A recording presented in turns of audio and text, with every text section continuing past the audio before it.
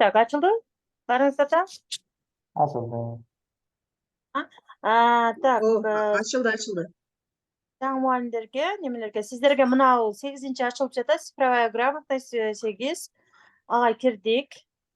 Кіргеніңізден кейін навигация бұл жерде да бар екен, білдіңіздер, іште тұтастар. Эми кейстерге. Кейстеріміз біздіке мынауында мынау жерде розовый менен беріледі. Розовый менен. Сөзсіз түрде бардық кейстер мына оценивание модуля 1, 2, 3, 4 деп кетет. Анан ошол жерден сиздер письменное задание кирген учурда аларга мына жерде неме ачылат? Добавить ответ. Ошол жер болсо керек. Ошол жындай нерсе чыгат. Көп менен бир эле жалгыз чыгат. Ошону басып киришип, ал жерден ташмаларын кыскартат. Мисалы үчүн мен просмотр кылып кирип, кандай формада болорун көргөзүп коеюн, кайсы жерге кыскарарын. Или бирөөнүн аккаунтунан кирип көрсөм окшойт, азыр бир жолу. Токтоңуздар, бирөөнүн аккаунтунан кирип көрөм. Так, паролдор меники. Пароли. Кодеп турайын. Азыр бирөөнүн аккаунту менен кирип, мен сиздерге көргөзүп берейин. Антпесе азыр ментор катары көрүнүп калам.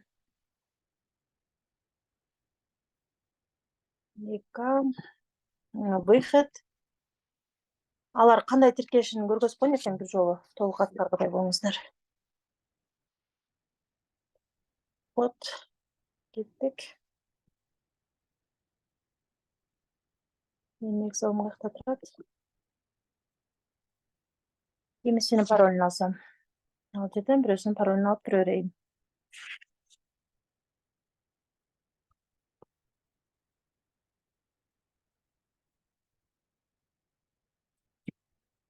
Сүйүнбек кыздым.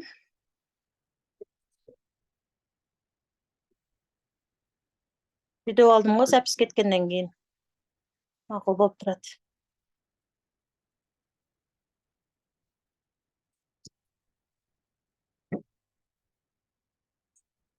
Мына алар ушинтип киришет, бардыгы участник катары. Киргенден кийин бул жерден ылдый барышып туруп, мына участник катары кирип атам мен азыр. Ментор тренер катары эмес. Письменное задание деген мындай жер чыгат аларга. Булар онлайн өтө элек, ошон үчүн ушу группадан кирдим. Добавить ответ на задание деген жер чыгат. Ошону ачышат. Ачкандан кийин кичине ылдый жылганда мына жерде место бар да, ушул жерге баягы Google Дисктеги эссесин алып келип кыстарышат. Мисалы үчүн мына Google Дискке киришип, кечегиде эссе жаздырдыңыздар да бардыңыздар. МКТнын бүгүнкү актуалдуу ошол боюнча бир аз жоголуп кеттим окшойт, связь звонок келип калды. Мына мисалы үчүн мындай эссе жазышкан алар. Ошол угулуп жатамбы? Ушул эсседен настройки доступа киришет. Кирип туруп, мына жерден все у кого есть ссылка, копировать ссылку кылып алып келишти. Алып келишти дагы бул жерге ссылкасын гана коюшат. Мына. Ошол жазышкан эссесинин ссылкасын эжеке сөзсүз түрдө айтыңыздар, доступту ачып, все у кого есть ссылка кылып, редактор кылып, андан кийин гана бул жака ссылкасын көчүрүшөт. Андан кийин сохранить басып кетишет. Мен кийин алып коем бул эжеке ташымасын. Мына ушинткенде мына жерден көрүнүп калат. Бул сиздер ташыманы текшерип жатканда ушул ссылканы бир басуу менен бул эмне деген жазганын көрө аласыздар, эгерде доступ бар болсо. Доступ жок болсо, такыр эч нерсе ачылбайт. Ошон үчүн эскертип коюңуздар, доступ ачышты.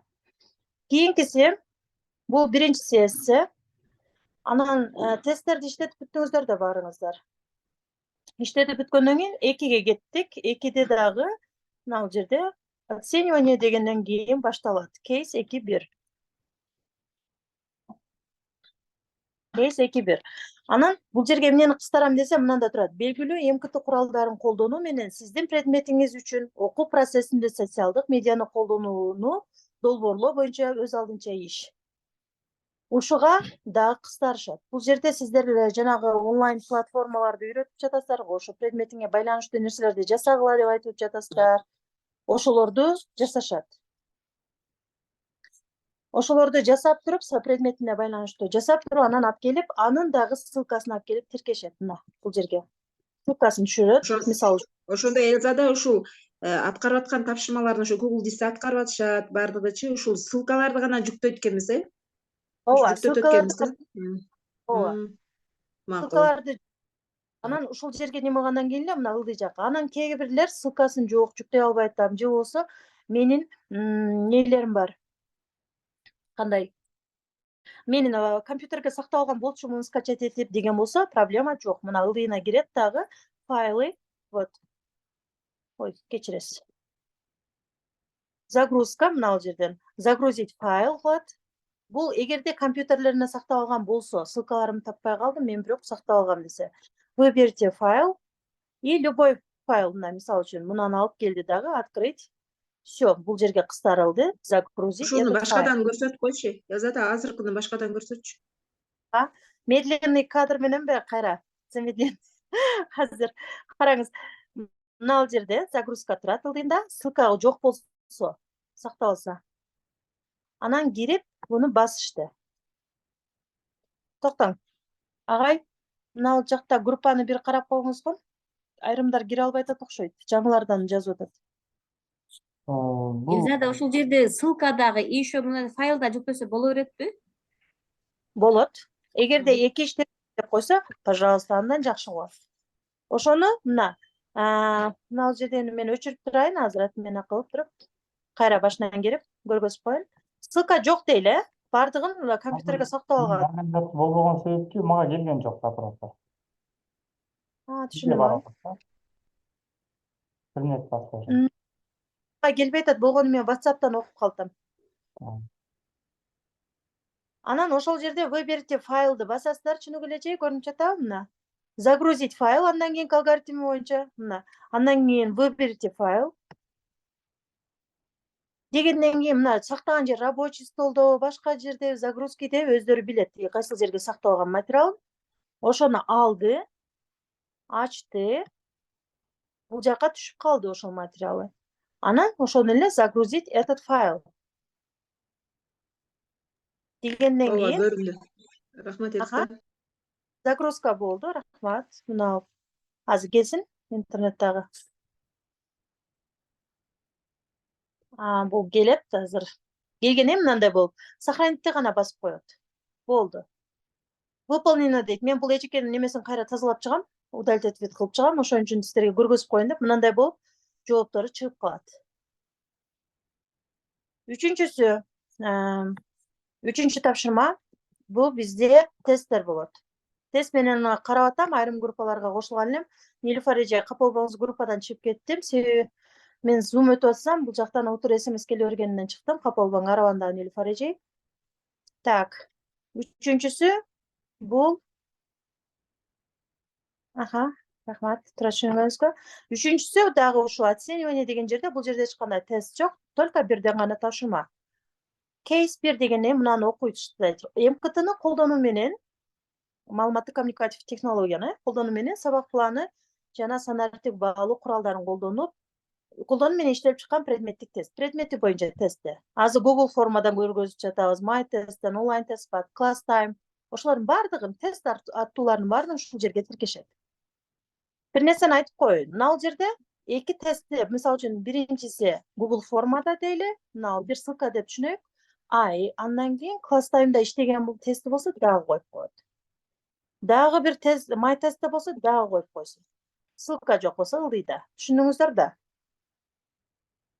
Enter'ди басып эле кошуп кете берет. Сөзсүз түрдө ушинтип жоопторун тиркеши керек. Эгерде мына 4тө бар. 3 боюнча суроо жокпу, тест боюнча? Жок окшойт, Так. 4тө мисалы үчүн көп ссылка тиркешет. Мына караңыздар, 4тө көп программалар өткөндөрүбүз бардыгы бар. Ошого мына жерде окуу үйрөнгөн ресурста Canva'да үйрөнгөнүн, Guzis, Pixel Learning Apps, Padlet, Philipity, Wordwall, эмнени үйрөткөн болсоңуздар, ошонун бардыгынын ссылкасын тиркеп кой дейсиздер. Жакшы өзүңө ишенген сабактарыңы тиркеп кой дейсиздер, добавить ответ кылып, бул жактан коюп кете берет. Баягындай эле. Enter. Элзада ошол эме кейстерге ошо ар бир окуп аткан ошо 20 мугалим берилген тапшырмалардан сөзсүз ошо ссылкаларды жүктөш керек, ар бири. Сиздер азыр бөлүшүп атабы же дискте сактап коюп атабы аткарган жумуштарды? Дисте бар, анан ошо өзүбүздүн ошо группага ссылкаларын жөнөтүп атышат да, аткарган тапшырмаларын. Сен ошол жерден только ссылки бөлүмүнө кирип, тез эле Ооба. Анан эң немеси бул 5 жана окуу күнү да мен сиздерге айтканмын. 5 жана инфо урокко же мульти урокко тапшырма кыстарбы деген. Мына бул жерден бардык эле зал ожидания болуп жатам дейт Жайнак Усуянович.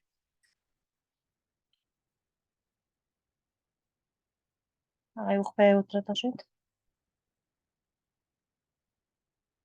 Агай, зал ожиданиядабыз деп атышат да бардык элечи. Мен азыр принять дедим баарын. Шарттар келишет азыр. Анан кайрадан мен берейин. Ооба. Азыр 5 кейс боюнча да карайын, келишти.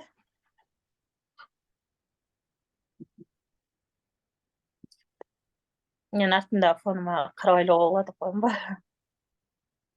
Кетти. Кетпи? Так, 5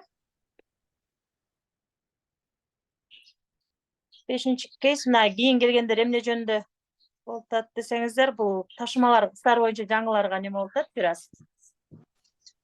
Так, 5 кейсте ресурсту тандоонун негиздемеси жана андагы толтурулган профиль, жайгаштырылган өз материалыңыз менен дейт. Инфо уроктон сабактарыбызды мугалимдериңиздер. Ал жакка катталган эртең катталтып коюңуздар. Мисалы үчүн бүгүн мен бир агайдын аккаунтун ала келдим окшойт эле, ошону колдонуп көрөйүн, катталуу жолун көргөзүш үчүн. Мен каякта жүрөм? Компьютер берип туруп, ушул. Мына ал жерден мисалы үчүн инфо урок деп жазды. Мен көбүнчө инфо урокко тиркетем ташымаларды. Мына инфо урокко жазып, биринчи ачылган инфо уроктун официалдуу сайтына кирип, опубликовать материалды басышат. Выберите файл дейт ошол жерде. Мына разрешить басып коеюн. Выберите файл дейт. Дегенден кийин анан бул жакка катталыш керек. Мына зарегистрироваться. Ушул жерин карап неме кылыңыздар, ушуну айтып бересиздер, эртең ушуну үйрөтүп койгон болсоңуздар, сабактарын кийин өзүлөрү тиркеп алышат. Мугалим фамилиясын жазат. Мисалы үчүн бул агайдын фамилиясы ким экен? Кийикбаев Тариел болсо эле. Кийикбаев, агай, неге 10 минуттай эле убактыбыз бар беле? Ооба, бул мен өзүм эле Zoom'дан встреча создавать эткен үчүн 45 мүнөт убактыбыз бар беле. Азыр 10 мүнөттө тез эле бүтөм. Кийикбаев Тариел деди, мисалы үчүн другая дегенди Россиябы башкабы, биз башка өлкө, другая эле коюп кое беребиз. Анан электрондук адресин жазат. Тариел Кийикбаев экен. Агайды сүйүнтүп ачып мен эртеңки. Тариел Кийикбаев. Мындай окшойт. Адашпасам. Собачка.gmail.com деп жазды. Пароль өзү жаңы ойлоп чыгат. Жаңы пароль. И акырына мен тамга коюп коем постоянно. Бул парольду бул жакка кайра подтверждение жазып чыгышат.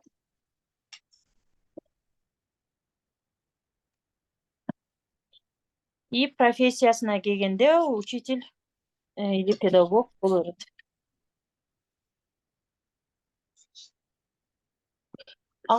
Орустардын неме платформасын көргөзбөсөм, мен көбүнчөсү өзүм колдонгонду көргөзүп койдум да, себеби мен орус мектепте иштегеним үчүн, ушул жактан көбүнчө маалымат алганым үчүн. Если кыргыздардын платформасынан неме болом десеңиз, демонстрация алыңыз, сразу. Просто мен өзүм билгенди эле көргөзүп жатам агай жаңыларга.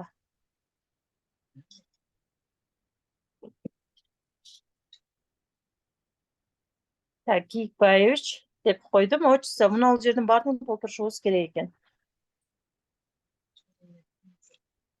Тура. Так, эми ошол жерден выберите файл дегенди карашат. Болду, эми регистрациябыз бар, биздин өзүбүздүн атыбыздан кабинетибиз бар. Анан выберите файл дегенден кийин бул жерден бир файлдап келип коебуз. Мисалы үчүн мен эмне файлдап келет экенмин? Загрузкага кирейинчи. Мына бүгүнкү эле биздин МКТнын ушуну алып келейин. Анан бул жерде материалдын тибин жазат. Бул презентация, мисалы үчүн. Ооба, турагай. Презентация медиа сабак боюнча деп жазабыз, мисалы үчүн, мисалга боюнча деп. Анан бул жерге тырнакчага темасын алып коебуз. Бул жерде МКТнын неси болду эле? МКТнын актуалдуулугу деген коюп турайын, мен буну өчүрөм кайра. Ушундай темасын койгондо тырнакчалар бардыгы эске алынсын деген мааниде эле көргөзүп атам сиздерге. Ушинтип койдук. Анан канчанчы класстарга, мисалы үчүн 9-класска деп нерде белгилеп койдум. Мына примерди көрүңүздөр, ушул боюнча кетиш керек. Андан кийин тип, бул презентация. Андан кийин категория. Категория бул кайсы немеге кирет? Мисалы үчүн информатикага. Алдым, добавить материал. Запись жүрүп атат, если үлгүрбөй атам дегендер болсо.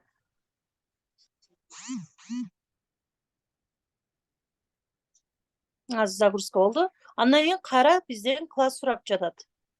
Класстан 9-классты көргөзөбүз. Учебник дейт. Биз эч кандай китептен албадык, бособанда, башканда, жөн гана мынаны белгилеп коем. И подтвердить. Мына ташыма жүктөлдү. Эми мен сиздерге көргөзөмүн. Мына ташыманы текшеребиз. Мына караңыздар. Мындай жылдырганда мына ал жерде сиздин мугалимиңиз болуш керек. Катышуучу мугалимиңиз. Автор материалы. Кийикбаев Тариел Кийикбаевич, мисалы үчүн. И бул жерде жүктөгөн материалы мына.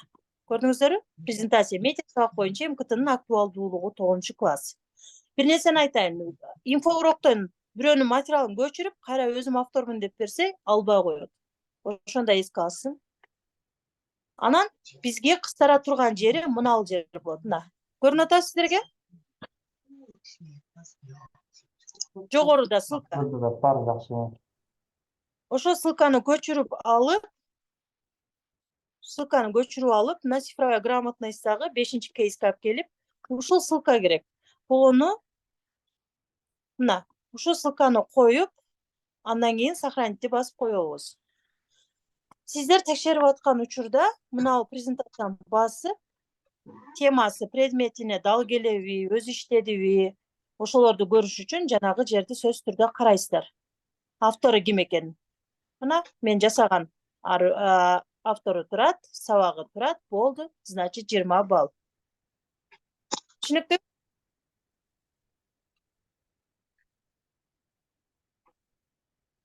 Түшүнүктүү эжеке? Кейстер боюнча түшүнүктүү болду? Ооба, рахмат, Элзада. Рахмат сиздерге да. Кийинки суроону айтып кое берсеңиздер болот, тестте бар болот. Элзада, саламатсызбы? Саламатсызбы? Сиз ошо кестерди түшүнүп кеткенде азыр мен кичине кес 5ке келгениңизде кирип калдым. Запись болобу же болбойбу? Запись бар. Рахмат. Неме тынчтабай Canva'дан жасап, шилтемесин ушинтип киргизсе деп. Бул жерде бирок немеде мынтип койгон экен да. Белгилүү бир ресурска деп, мына ресурсту тандоонун негизи депчи. Ошол ресурстун деп, анан ошол жерде бизде айтканда мугалимдер ошо конспект алган жакта мультиурок, инфоурок деп айтпады беле. Ошон үчүн мен Canva'дан алганын, аны 4-ташымага тиркешет да. Көбүсүнүн ушул ташымасы болбойт атат. Ал аккаунт ача алабы ошондой ресурска. Ошону көбү аткарбай коюп атат. Canva ал өзү бар бул жакта немеде. И так сабагын иштемесин иштеп киргизип атат. Биздин карай турган жерибиз мына толтурулган, анда толтурулган профиль болуш керек. Азыркы толтурдук го биз. Анан ага жайгаштырылган өз материалыбыз менен керек да. Ошон үчүн бул жерде калтат. Рахмат агай. Мультиуроктон башка дагы кандай нелер менен колдонсок болот, пример? Анан баягы жерге инфорок эмне мисалы үчүн физик мугалим өзүнүн темасын эле жөнөкөйлөп мындай жүктөсө болобу, ошого дагы эмелер жүктөсө болот деген. Начальник класстар Алипе майрамындагы сценарийин жүктөсүн, өзү автор болгон нерсени жүктөп койсо болду. Автор деген жерден өзү чыкса, анан материалды өзү иштеген болсо болду. Ошондой эле инфороктон башка дагы кайсыларын сунуштайсыз? Урок бар. Дагы биздин кайсыл бар эле жанагы Тынчтык агай? YouTube каналды коюп жатам. YouTube каналга видео болуш керек болуп калпайбы? Немешке? Бизде текстовый иштелмелер болуп калат. Ошон үчүн билбейм, мен мультиурокду неме кылгам, себеби башында окуганда урок мультиурок деп бизге айтылган болчу. Негизи кимде кайсы платформада жанагындай опыт бар болсо, ошол платформаны колдонуп, болгону шиктемесин жанагы кейске жүктөп атпайсыздарбы, ошол шиктемесин бересиздер. Бизде эч кандай мындай чектөө жок. Анан жалгыз эле орустардын платформасын колдонгон жокпуз. Мисалы үчүн тест айта турган болсоңуздар, ошол жерде Google Classroom кетип атат, MyText орустардыкы жакшы. Ошол сыяктуу мисалы үчүн бети жогору жакта платформа Бийигирээк сүйлөсөңүз угулбай атат бизге. орустардыкы эмес, Padlet жана эмне деген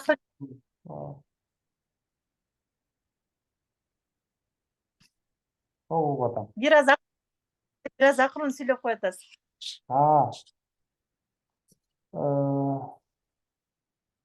Ошо платформа боюнча чектөө жок. Ким кайсы мамлекеттин платформасын колдонуп атса, ошону колдонуп көрсөтүп, эң башкысы колдонгонду үйрөтүш керек да.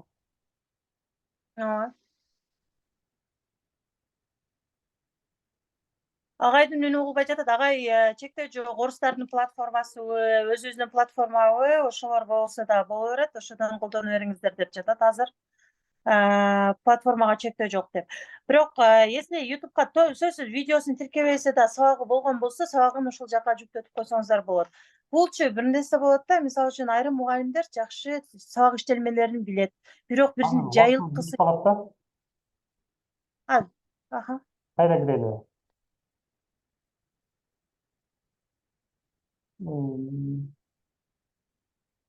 Макул, жабыңыз азыр анда. Мен ойлоп атам, баары эле түшүнүктүү болду го деп. Же суроолор болуп калышы мүмкүнбү?